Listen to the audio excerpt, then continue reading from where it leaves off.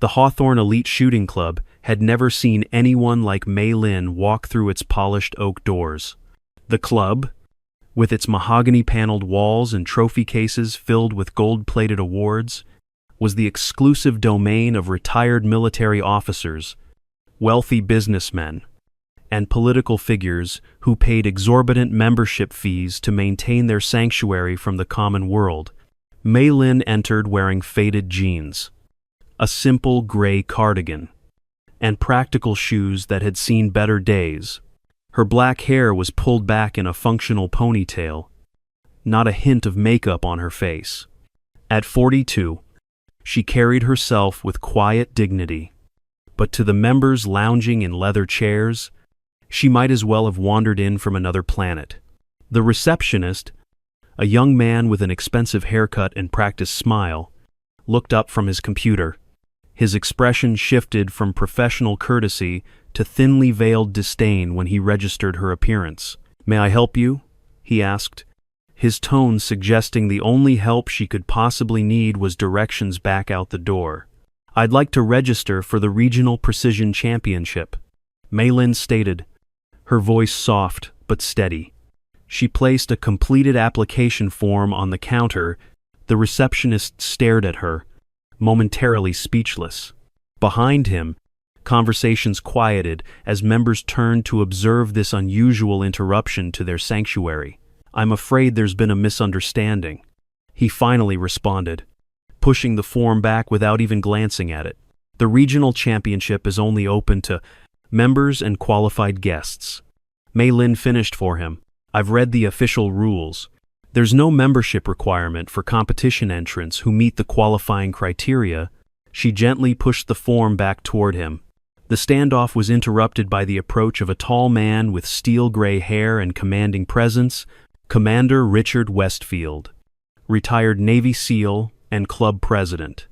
Moved through the room like he owned it, which, in fact, it did. His tailored shooting jacket bore countless pins and patches, signifying championships won and honors received.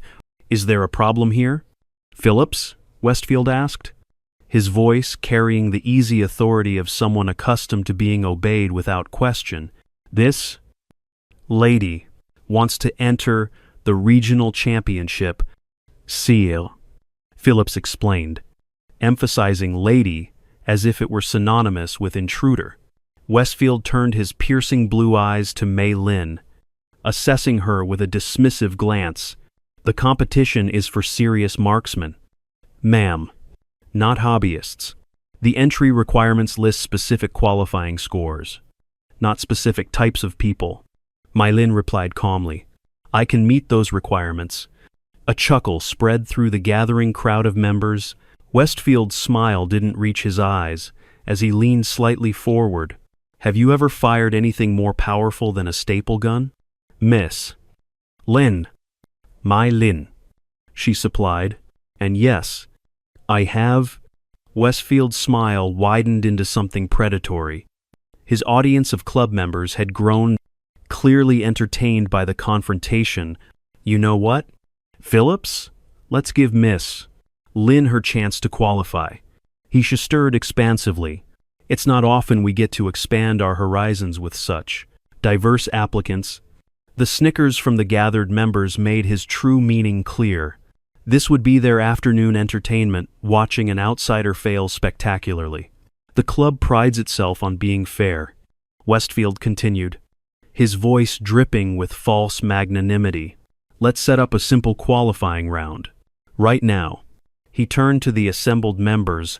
"Gentlemen, shall we adjourn to the indoor range? I believe we're about to receive an educational demonstration." As they moved toward the range, an older man with weathered features and a slight limp detached himself from a corner seat. Unlike the others in their expensive shooting attire, he wore the simple uniform of club staff. The name tag on his shirt read Martinez, Range Safety Officer. His eyes followed Mei Lin with an expression of curiosity rather than mockery. The indoor range was state-of-the-art, with electronic targeting systems and climate control that eliminated variables like wind or temperature. Westfield's son, Bradley, a younger version of his father with the same arrogant bearing but less restraint, stepped forward with an expensive custom rifle. "Let's use my Weatherby Mark V," Bradley suggested. Since our guest is so confident in her abilities, Westfield nodded approval. "Set the target at 100 yards for starters. Let's not overwhelm our visitor immediately." Bradley chuckled as he handed the rifle to Mei Lin, intentionally holding it awkwardly, as if expecting her to fumble with its weight. "Careful now. It's got a bit of a kick."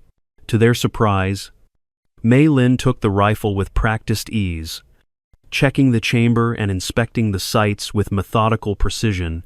Her movements were fluid and confident, betraying years of familiarity that confused the onlookers. "Would you like me to explain how the safety works?" Bradley asked, unable to keep the condescension from his voice. "Thank you. But I'm familiar with this model," Mei Lin replied, not looking up from her inspection. She positioned herself at the firing line, her stance shifting subtly, feet precisely placed, shoulders aligned, breathing controlled. The club members exchanged glances, some of their amusement giving way to confusion. This wasn't the fumbling amateur they had expected. "Whenever you're ready, Miss Lin," Westfield said, his voice slightly less certain.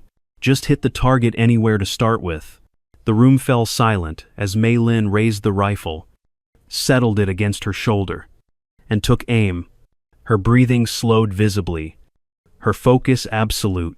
When she pulled the trigger, the sharp report seemed to catch even her observers by surprise. The electronic display showed what the assembled club members could scarcely believe: a perfect bullseye, not just within the center ring, but dead center. The kind of shot that seasoned marksmen would consider exceptional, especially with an unfamiliar rifle. A murmur swept through the crowd as Westfield strode forward to check the display, his brow furrowed. "Beginner's luck," he declared, though his tone lacked conviction. "Try again." Mei Lin fired 4 more rounds in rapid succession. Each shot hit within millimeters of the fur, forming a tight grouping that could be covered by a quarter. Bradley's smugness had evaporated. "That's not possible," he muttered. "Not without extensive training." Westfield's jaw tightened visibly. What had begun as an amusing diversion was becoming something else entirely, a challenge to the established order of his domain. "Set it at 300 yards, he ordered, his voice clipped. As the target reset to the new distance, Martinez, the range safety officer, moved closer to the firing line. His eyes never left Mei Lin, studying her with growing recognition. Mei Lin repeated her performance at the greater distance, her shots forming another impossibly tight grouping. The silence in the room deepened, disbelief giving way to suspicion. "Who are you really?" Westfield demanded. "No amateur shoots like that." Before Mei Lin could answer, Martinez spoke up. "I believe I can shed some light on this situation. Commander." His voice carried the unmistakable cadence of military service. "Miss Lin isn't just any shooter." All eyes turned to the older man, who had remained largely invisible to the club members until now. Despite years of maintaining their range, "I thought I recognized the form," Martinez continued. "Ghost stance.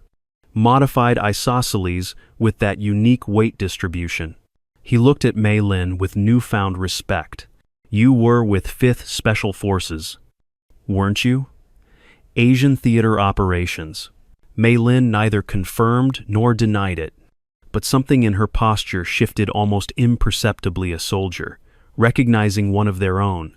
Westfield's expression darkened. "That's classified information, Martinez, and irrelevant to, not classified to those who served alongside the units."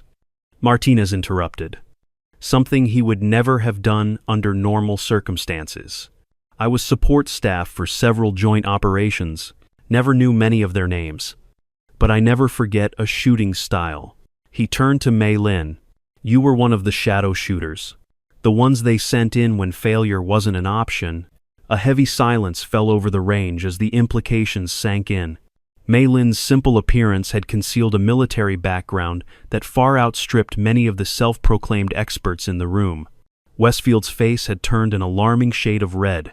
What had begun as a public humiliation of an outsider had somehow transformed into a potential embarrassment for him instead. "If you're such an expert," he said, his voice tight with controlled anger, "then perhaps you'd like to try something more challenging." Martinez stepped forward. "Commander, I wasn't asking for your input." Westfield snapped. "Phillips, get the blindfold from the advanced training equipment." A ripple of surprise moved through the gathering. Blindfolded shooting was an extreme challenge reserved for the club's most elite members.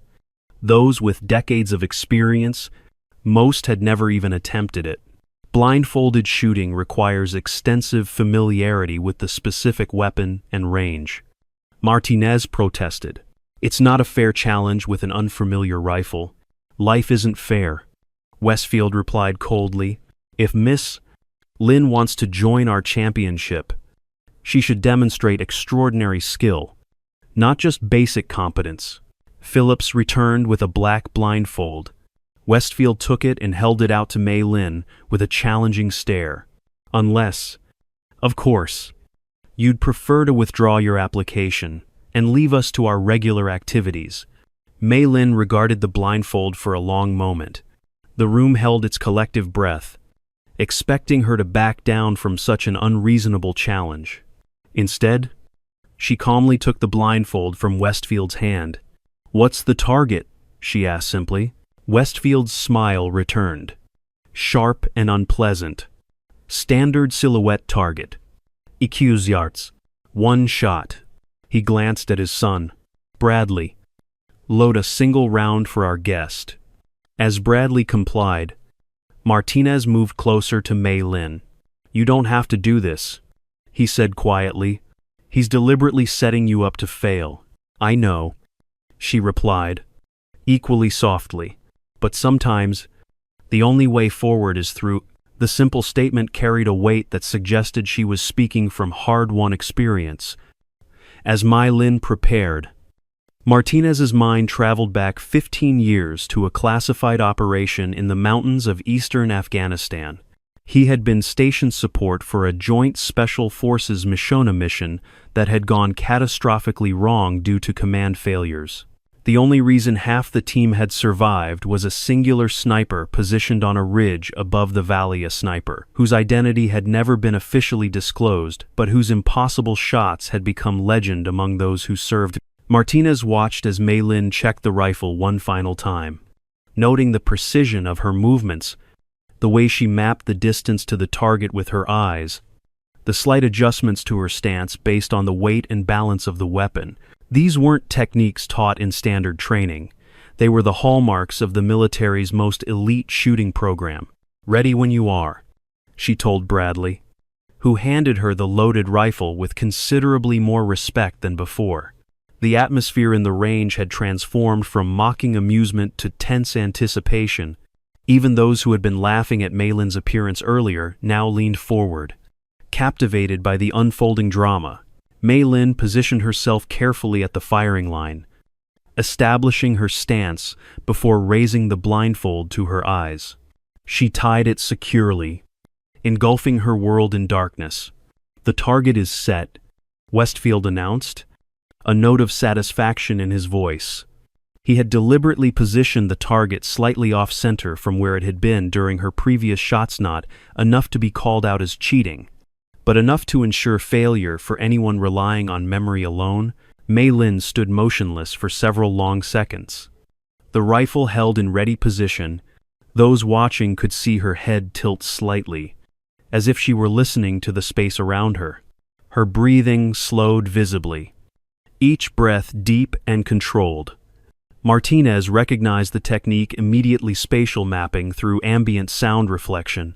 A skill taught to only the most elite operatives for situations when visual acquisition was impossible. He had seen it demonstrated only once before, during a specialized training exercise where operators were expected to navigate and engage targets in complete darkness. Slowly, Mei Lin raised the rifle to her shoulder. Her movements were deliberate, almost meditative. She made minute adjustments to her position, compensating for the unfamiliar weight and balance of Bradley's custom weapon. Then, with surprising surety for someone who couldn't see, she took aim and fired. The sharp crack of the shot echoed through the range. For a moment, no one moved. Then, as the electronic display updated with the results, a collective gasp swept through the room. The bullet had not only hit the target, it had split the center line precisely, achieving what competitive shooters call the impossible shot, cutting the thin vertical line that divided the silhouette target exactly in half. Mei Lin removed the blindfold calmly, handed the rifle back to a stunned Bradley, and turned to face Westfield. "Will that be sufficient for my qualification?" she asked, her voice carrying no trace of triumph or gloating. Westfield stood rigid, his face a mask of barely controlled fury. The display board behind him continued to show the results of a shot that, by all reasonable standards, should have been impossible, especially blindfolded. "There must have been some mistake," he insisted. Turning to the electronic controls, "The system malfunctioned." "The system is functioning perfectly," Martinez said, stepping forward to check the diagnostics panel. "The shot is registered correctly." A younger club member pushed forward from the crowd. "That was the most amazing thing I've ever seen," he exclaimed, looking at Mei Lin with undisguised admiration. "How did you—" "Enough," Westfield interrupted. This was clearly some kind of trick. "Perhaps Miss Lin and Martinez have some prior arrangement?" The accusation hung in the air. Poisonous and desperate. "That's a serious allegation." "Commander," Martinez replied, his voice hardening. "One that questions not only my professional integrity, but my 27 years of military service." The room grew uncomfortably quiet. Martinez rarely spoke about his service record, but everyone present knew he had earned multiple commendations before an injury forced his retirement. "I've never met Ms. Lin before today," Martinez continued, "but I recognize elite training when I see it. What you just witnessed wasn't a trick, it was the result of thousands of hours of the most intensive marksmanship training our military offers." Bradley Westfield stepped forward, his earlier mockery replaced by genuine curiosity, unlike his father, whose identity was too wrapped up in being the undisputed king of his domain. Bradley appeared genuinely impressed by the display of skill. "How did you do that?" he asked Mei Lin directly. "The blindfolded shot. Even our best members couldn't hit center mass blindfolded, let alone split the line." Before Mei Lin could answer, Commander Westfield interjected, "That's enough. Bradley, Miss Lin has had her moment of glory." His tone was dismissive, but his eyes betrayed his unease. "Phillips, process Miss Lin's application. She's demonstrated the basic qualification." "Basic?"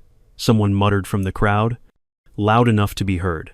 Ignoring the comment, Westfield continued, "The championship is still 3 weeks away. We'll see how well parlor tricks hold up against serious competition."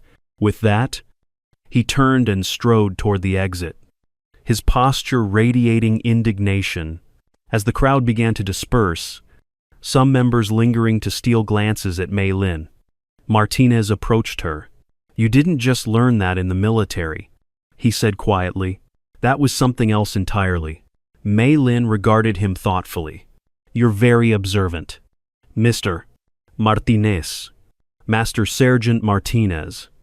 Retired," he corrected gently. "Cinqueth Battalion. Special Operations Support.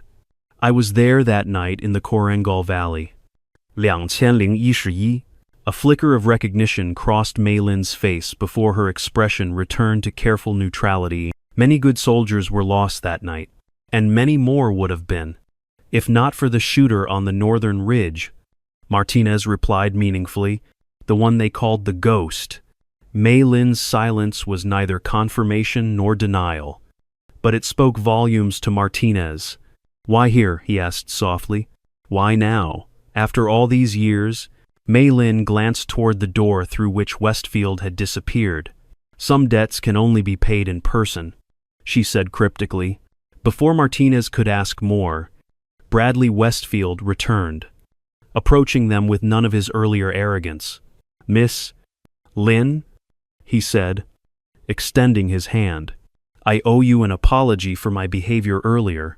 That was truly extraordinary shooting. She accepted his handshake with a slight nod. Thank you. My father can be difficult when it comes to the club, Bradley continued, lowering his voice. He's built his entire identity around being the best marksman in 3 states. Seeing someone outshoot him, especially someone he underestimated. He left the thought unfinished. I understand. Mei Lin replied. Men like your father value control above all else. Something in her tone caught Bradley's attention. You speak like you know him.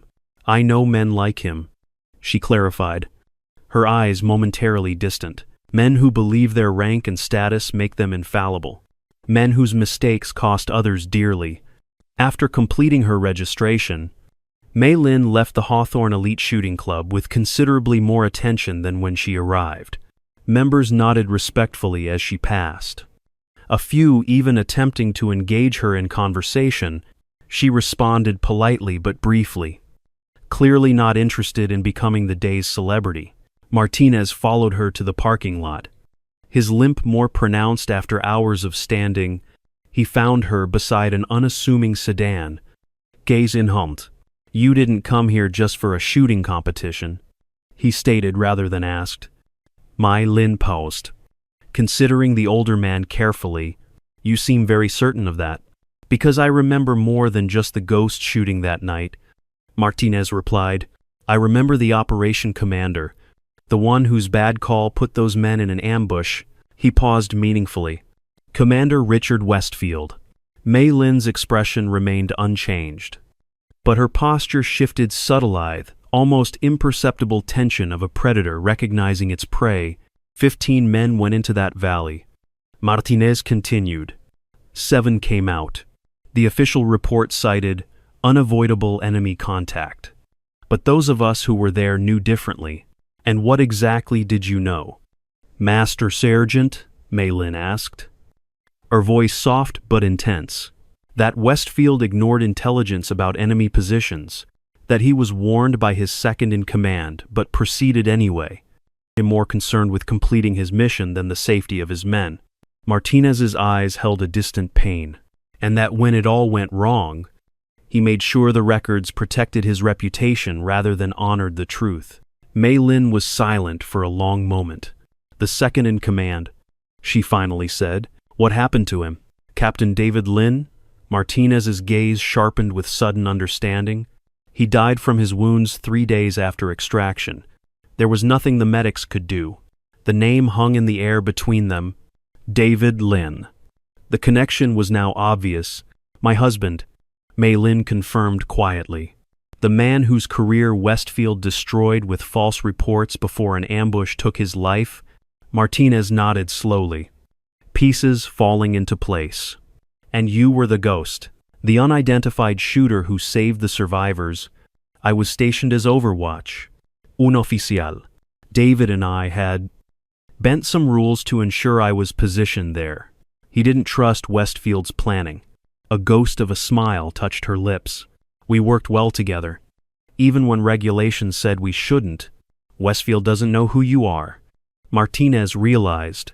He never knew the ghost's identity, and he certainly never connected you to Captain Lin. No. Mei Lin agreed, and that's what I'm counting on. Martinez studied her with growing concern. What exactly are you planning? Miss Lin? Justice, she replied simply. Not revenge. Just the truth, finally brought to light. As she opened her car door, Martinez placed a hand gently on her arm. Westfield has powerful friends. His version of events has been the official record for over a decade, challenging that won't be as simple as outshooting him on a range. Mei Lin's smile held no warmth. Nothing worth doing ever is. Master Sergeant. She slipped into the driver's seat, but some truths deserve to be known, no matter how long they've been buried.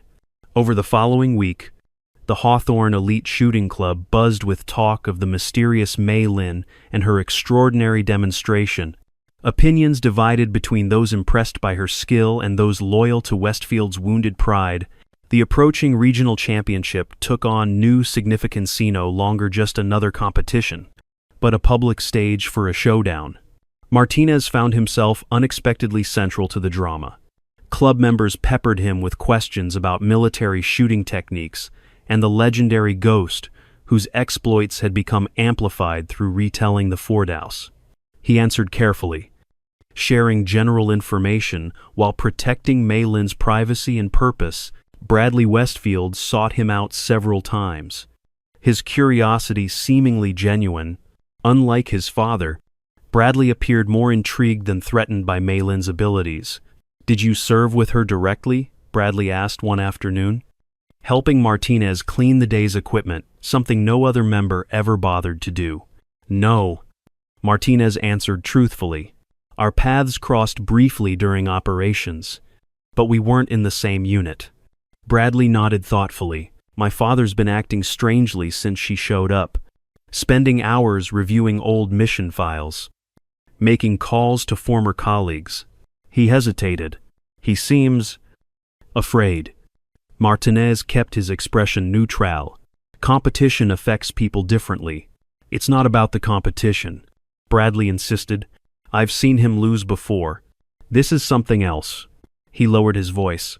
"He came home drunk last night, talking about ghosts from the pasts and how the dead don't stay buried." Martinez focused on disassembling the rifle in his hands, buying time to consider his response. "Your father served in complex operations? Sometimes the past catches up." "What happened in 2011? Bradley asked directly. "Something in the Karengal Valley." Martinez looked up sharply. "That's classified information, son."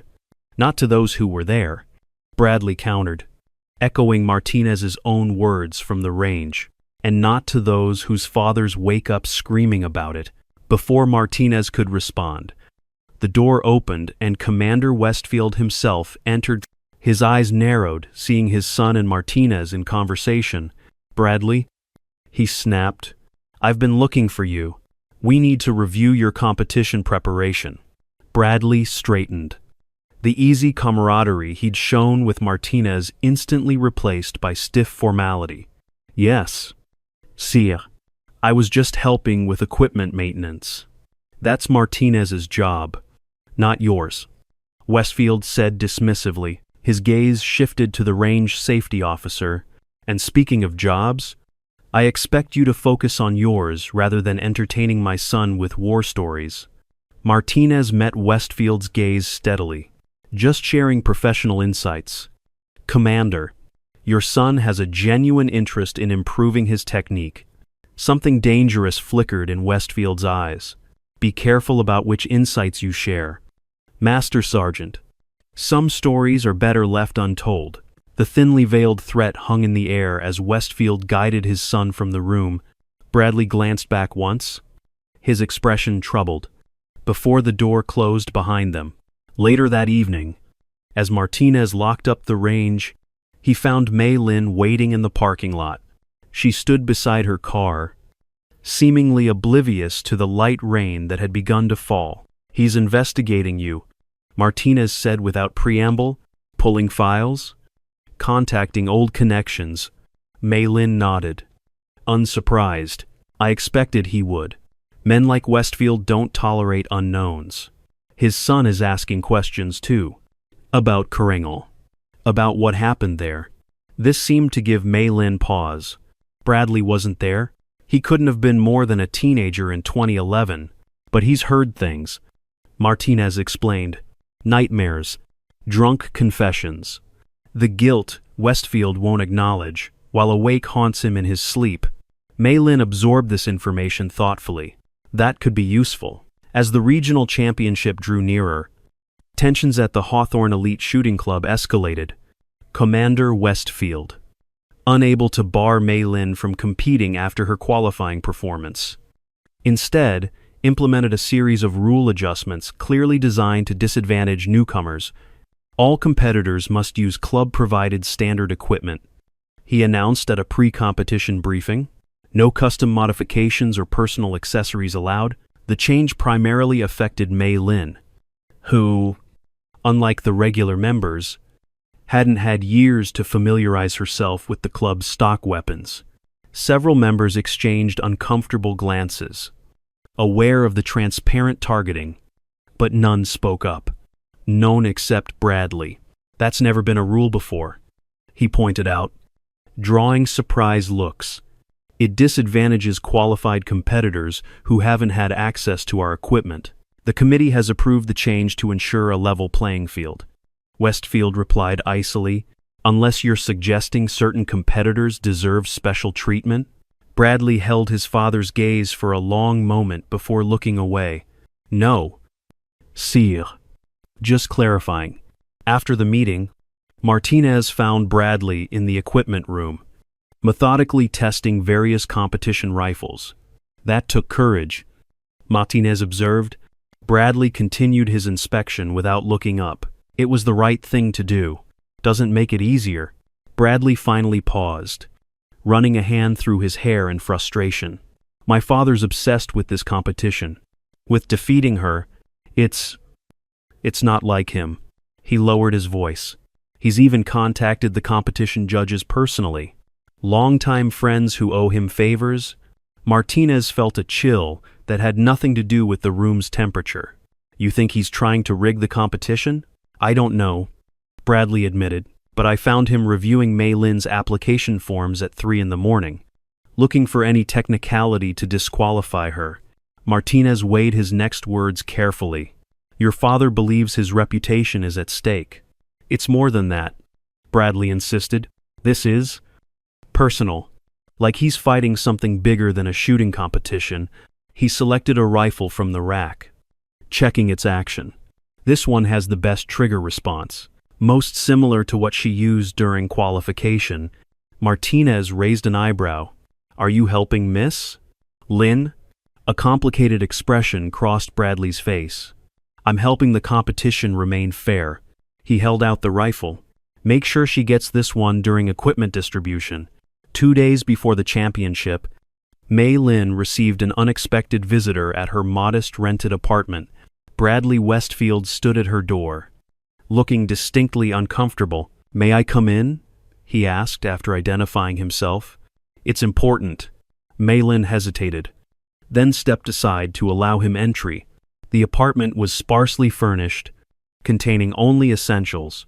Nothing personal adorned the walls or surfaces a temporary space for a temporary purpose. My father knows who you are, Bradley said without preamble, or at least, he thinks he does. He's been making calls, pulling strings. Mei Lin's expression remained neutral. I see. Do you? Bradley pressed. Because he's not just trying to win a competition anymore. He's trying to protect himself. From what? She asked, though her tone suggested she already knew the answer. Bradley paced the small living room, agitation evident in every movement. 2 nights ago, I overheard him on the phone with someone from his old command. He kept referring to Captain Lin's widow and preventing another investigation. He stopped and faced her directly. You're not just some competitive shooter, are you? You're here because of what happened in Afghanistan. Mei Lin regarded him steadily. Your father made decisions that cost 8 men their lives, including my husband. Decisions he then covered up to protect his career. Bradley's face paled. That's not possible. My father is a decorated commander, a hero. Heroes take responsibility for their mistakes. Mei Lin replied quietly. Your father buried his beneath falsified reports and battlefield confusion. Bradley sank onto the couch, visibly shaken. How can you be sure? Military operations are chaotic. Miscommunications happen. Because I was there, Mei Lin stated simply, positioned on the northern ridge as unauthorized overwatch. I heard every radio transmission, saw every movement. Her voice remained steady, but her eyes held ancient pain. I watched through my scope as your father ordered my husband's team into a valley we had already reported as compromised. The day of the regional championship arrived with unexpected fanfare. Word of the extraordinary blindfolded shot had spread beyond the club's membership, drawing spectators and even local press. The typically exclusive event had become a minor public sensation, much to Commander Westfield's evident displeasure. Mei Lin arrived early, her simple attire contrasting sharply with the expensive technical gear worn by other competitors. Martinez met her at the equipment check-in, subtly guiding her toward the rifle Bradley had selected. He's arranged for a military observer to be present, Martinez murmured, nodding toward a stern-faced man in a formal uniform, Colonel James Harrison. Westfield's former superior officer. Mei Lin glanced at the colonel. Does he know why he's really here? I doubt it, Martinez replied, but his presence makes this more than a local competition. Whatever happens today will have official witnesses. The championship's format was rigorous. 5 increasingly difficult stages designed to test different aspects of marksmanship, precision at varying distances, timed target acquisition, environmental compensation, positional shooting, and finally, the champions challenge a single shot under extreme conditions. Mei Lin progressed through the early rounds with calm efficiency, her performance exceptional but not showy. She remained in the top 3 competitors throughout, alongside Bradley and Bluesen. Inevitably, Commander Westfield himself. By the 4th stage, the field had narrowed to just these 3. The atmosphere crackled with tension as Westfield took his turn, executing a nearly perfect series of shots from awkward positions. His technique was flawless, honed through decades of practice and competition. Bradley followed, matching his father's score with a display of technical precision that drew appreciative murmurs from the crowd. When he finished, he caught Mei Lin's eye briefly, an unspoken message passing between them. When Mei Lin stepped up for her attempt, a strange hush fell over the audience. Even those who had come expecting mere entertainment seemed to sense the deeper currents running beneath the surface of the competition. She completed the stage with precision equal to the Westfield's, placing the 3 competitors in a dead heat entering the final challenge.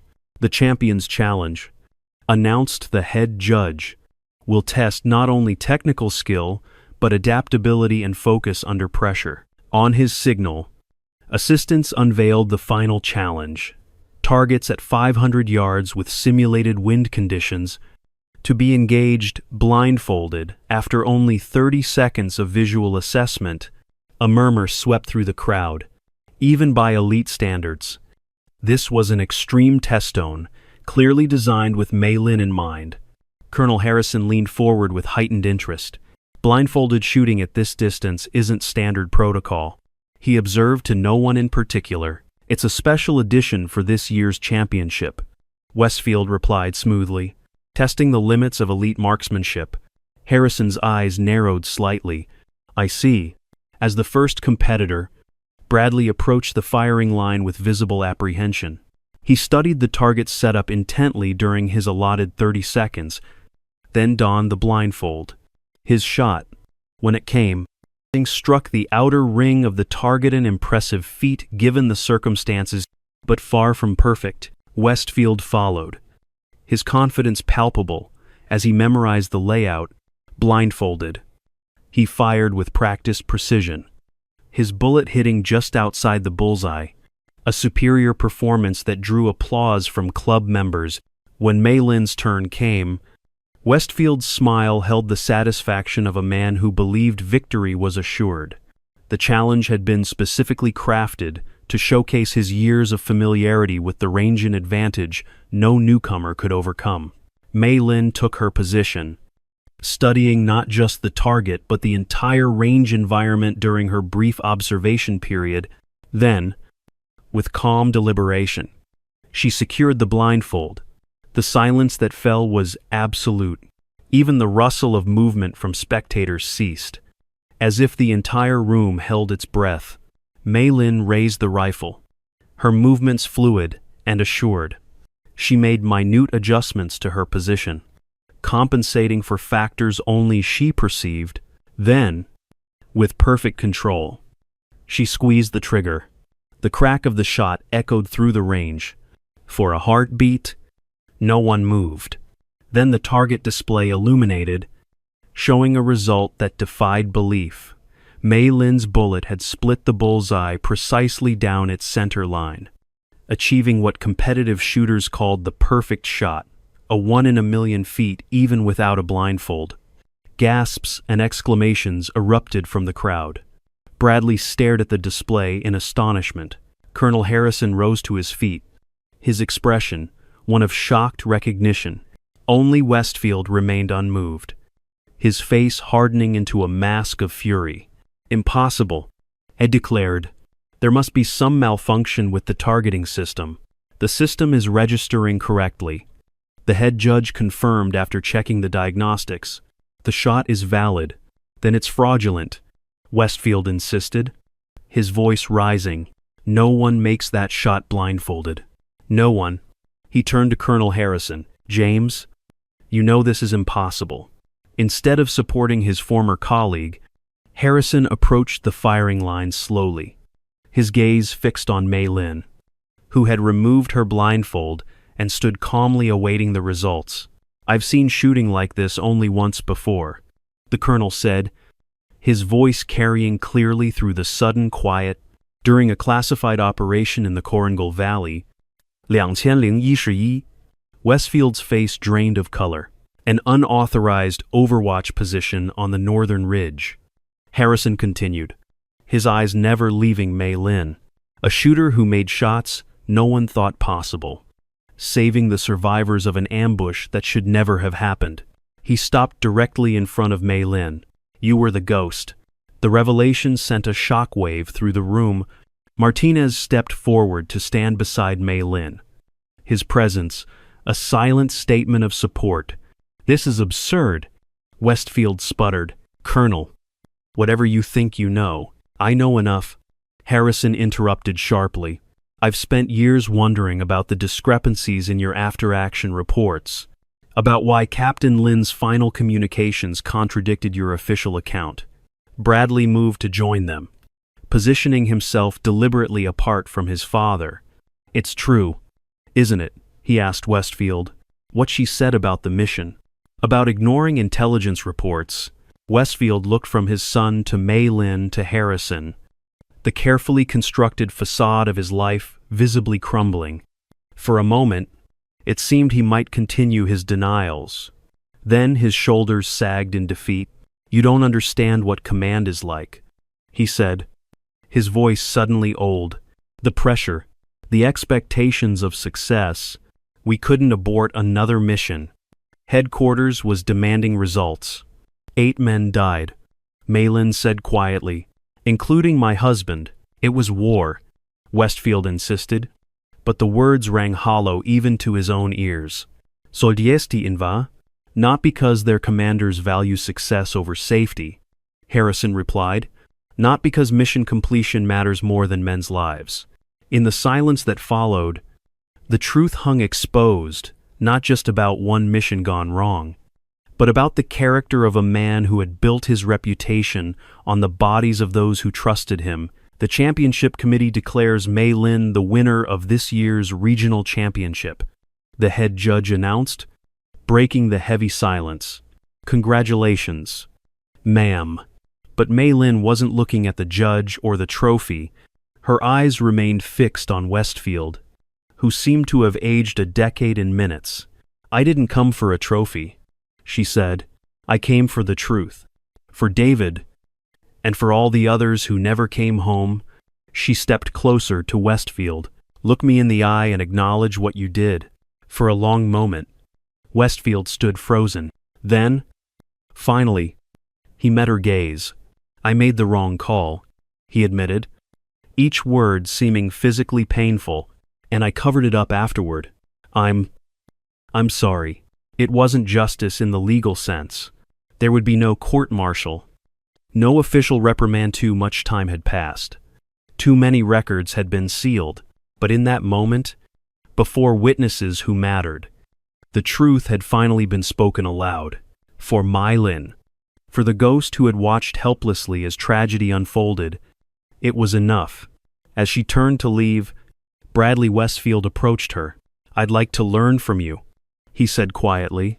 "Not just shooting techniques, but everything else you can teach." Behind them, Colonel Harrison was already on his phone, speaking in terse military shorthand about reopening inquiries and correcting the record. Martinez walked Mei Lin to her car, both of them silent until they reached the parking lot. "What will you do now?" he finally asked. Mei Lin looked back at the club that had been built on reputation and exclusivity, now forever changed by truth. "Live," she answered simply. "Something I haven't really done since 2011. Martinez nodded in understanding. "Some ghosts need to be laid to rest before the living can move forward." "Yes," Mei Lin agreed, a weight visibly lifting from her shoulders. "That's exactly right.